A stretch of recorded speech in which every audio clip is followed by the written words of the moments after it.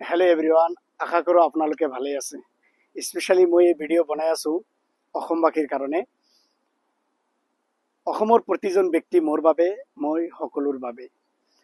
असम आमार रूपही गुणरना हेक भारतेर पूर्व देशर सूर्य उठा देश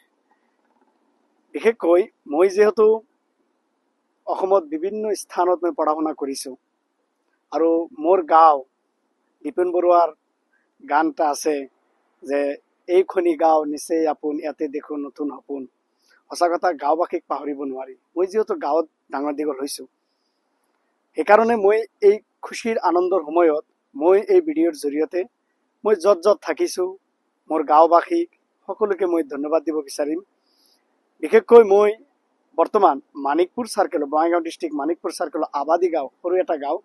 বঙাইগাঁৱৰ বৰপেটাৰ আপোনাৰ হিমামৰিয়া ধৰ্মপুৰ খৰিচালা আপনাৰ এৰিয়া গাতে আছে সৰু এটা গাঁও পপুলেশ্যন বহুত কম এই এৰিয়াত মই আছো এতিয়া প্ৰায় আজি 10-15 বছৰ ধৰি মই ইয়াতে থাকি হাফিজ পঢ়া শুনা কৰিছো মৌলানা পঢ়িছো LLB পঢ়িছো LLM কৰিছো এতিয়ালৈকে তাতে আছো মোৰ আবাদী গাঁও মানুহ বহুত ভাল ইহঁতে ঘৰত গলে ইমান মৰম কৰে ইমান ৰেসপেক্ট দিয়ে ইহঁতে কি কম আই কান্ট গিভ এনিথিং সেই কাৰণে ভিডিওৰ জৰিয়তে মই মোৰ গাঁওবাসীক মই বহুত শুক্ৰিয়া আদায় কৰিছো ধন্যবাদ দিছো মোৰ মাকেও আছে তাতে সো আৰু লগতে খৰিচালা ধৰ্মপুৰ সকলোকে মানিকপুৰ এৰিয়া সকলোকে মই ধন্যবাদ দিছো ভিডিওৰ জৰিয়তে আপোনালোকৰ দোয়া আশীৰ্বাদ কৰাৰ কাৰণে আপোনালোকে কোঅপাৰেশন গাইডেন্স কৰাৰ কাৰণে আপোনালোকে সদায় মোক মৰম আৰু ৰেসপেক্ট কৰাৰ কাৰণে কোনোবাৰ ভাই কোনোবাৰ ভতিজা কোনোবাৰ লৰা হিচাপে কোনোবাৰ নাতি হিচাপে বহুত সময়ত আপোনালোকে সাজেশন পৰামৰ্শ দিছে আৰু চাকলা এটো মোৰ জন্মস্থান মই তাতে জন্মগ্ৰহণ কৰিছো আপনাৰ পিছত এতিয়াও মোৰ ফ্যামিলি মেম্বাৰ্স তাতে থাকে বহুতেই আৰু লগতে আমাৰ চাকলা এলপি স্কুল মই তাতে অলপ কেদিনমান পঢ়া শুনা কৰিছিলো তাৰ পিছত মই কুকিলা নয়াপাড়াত মই তাতে পঢ়া শুনা কৰিছো প্ৰায় 5 বছৰ মান 6-7 বছৰ মান আছিল তাতে কুকিলা এলপি স্কুলত পঢ়া শুনা কৰিছো পিছত নম্বৰপাড়া হাই স্কুল পাৰ্ট 2 আপনাৰ বঙাইগাঁও ডিস্ট্ৰিক্টত তাতে মই আপনাৰ ক্লাস 10 পঢ়িছো তো চাকলা নম্বৰপাড়া কুকিলা কলগাছি খৰিচালা বাউন্ডাৰি অভয়পুৰী মানিকপুৰ আবাদী ধৰ্মপুৰ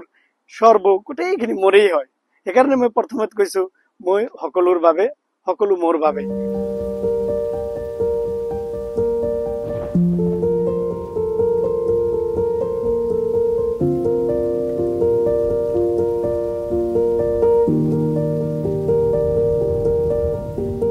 আনন্দিত আৰু গৌৰৱান্বিত যে এডভোকেট ইলিয়াছ আলী আজি লণ্ডনৰ দৰে এখন দেশত আজি পেৰালিগেল অফিচাৰ হিচাপে চাকৰিত যোগদান কৰিছে আৰু এই ক্ষেত্ৰত মই এডভোকেট ইলিয়াছ আলীক আন্তৰিকভাৱে সদৌ অসম সংখ্যালঘু ছাত্ৰ ইউনিয়নৰ ফালৰ পৰা শুভেচ্ছা জনাইছোঁ আৰু